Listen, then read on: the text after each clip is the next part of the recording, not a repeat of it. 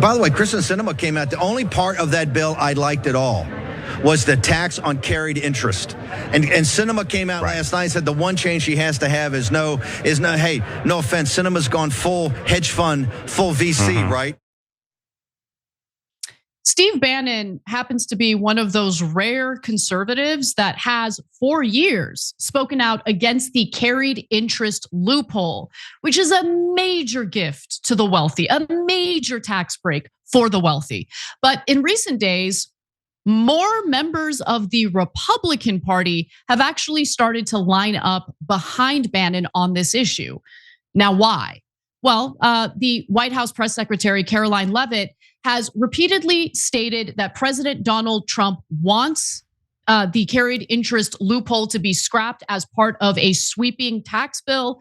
And before I give you the details, Cenk, how much do you believe this? Well, there's really good reason not to believe it, and we'll share that with you as well. But as usual, there's plenty of blame to go around for both parties in this. That's why it's been around for decades.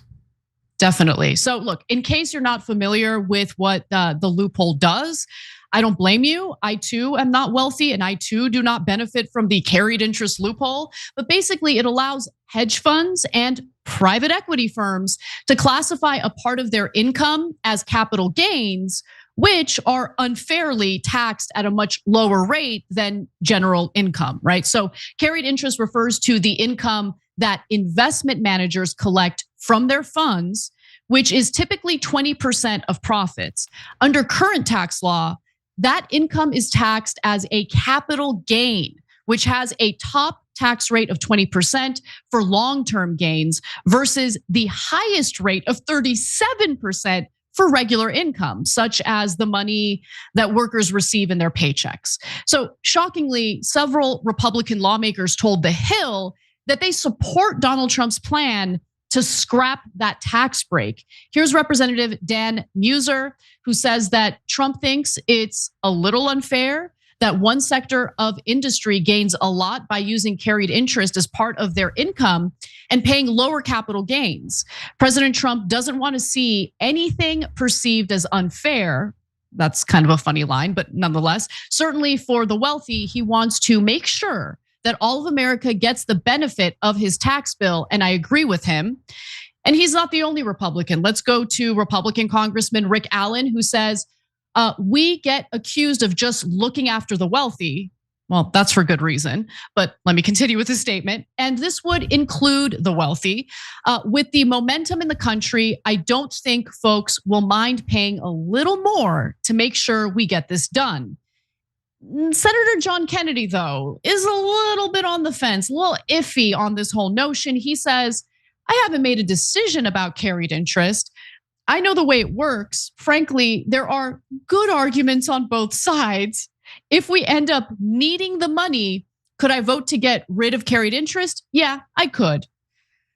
But before we get too excited, I do want to remind you all that in the first debate in regard to Donald Trump's 2017 tax bill, there was a lot of talk about doing away with corporate tax loopholes and other various deductions that the rich get to take advantage of. These types of deductions and loopholes effectively allow for incredibly successful and profitable corporations to get away with paying zero in federal taxes. And so when all was said and done, they did not get rid of those deductions. They didn't get rid of the carried interest loophole. All of that remained in effect. The only thing that we got out of that tax bill were tax cuts. The majority of those tax cuts did benefit corporations and the wealthy. Yes, there were some working class people who benefited from those tax breaks as well, but certainly not to the same extent. Cenk. Yeah, so I want to explain to you guys why this is so unfair. So your income, whether you're a doctor, accountant, etc., gets taxed at 37%, as Anna explained.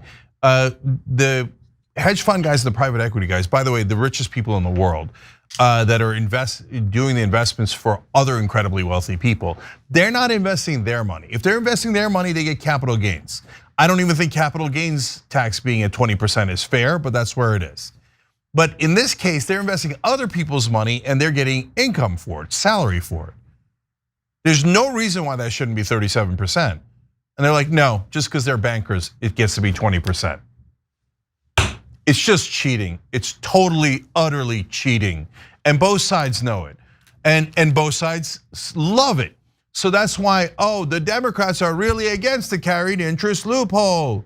Oh, golly gee, Kristen Sinema voted against it. And Schumer, in his quote at the time about it, said, well, there was nothing we could do. Of course, they always say there's nothing they could do, right? And if, by the way, if it wasn't Sinema, it would have been Manchin. If it wasn't Manchin, it would have been Coons. Why do you think it's been around for decade after decade, no matter if it was a Democratic president or a Republican president? If you think the Democrats really wanted to get rid of it, why didn't they get rid of it when Obama had his supermajority? Why didn't they do almost anything when Obama had his supermajority? Imagine if Trump had a supermajority where he didn't have to worry about the filibuster. They would have changed every law in the country by now, right? But the Democrats were like, there's nothing we could, there's everything you could do. And they didn't do it on purpose, okay? So they're gigantic liars. Now, how about Republicans? Since everybody in the country has binary brain, that must mean the Republicans are angels, right? No, the Republicans are even worse on this.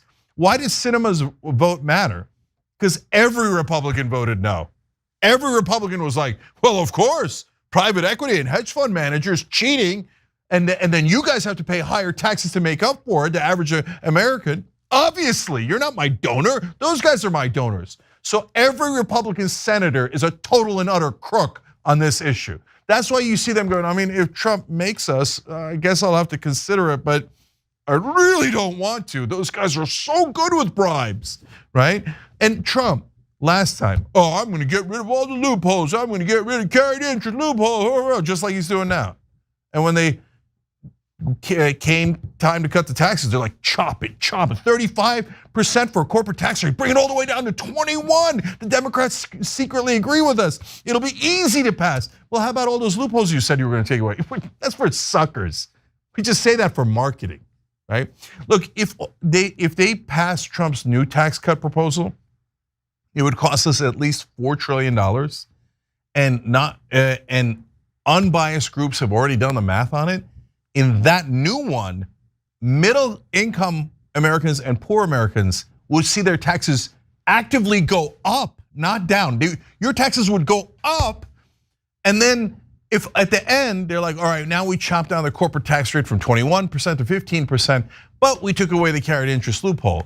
Brother, you just put a $4 trillion hole in the debt, and you're making us pay higher taxes, so that just taking away this one loophole is not good enough. That's just marketing. But very likely they won't even do that. It's just marketing ahead of time to get people to say, well, look at Trump being a populist hero. He's gonna get rid of the carried interest loophole, and Steve Bannon agrees. Believe it or not, I actually believe Steve Bannon because he's been consistent on this. I don't believe Trump at all. I think he's totally lying, and if history's any guide, he'll screw you again on behalf of his corporate donors, just like he did last time.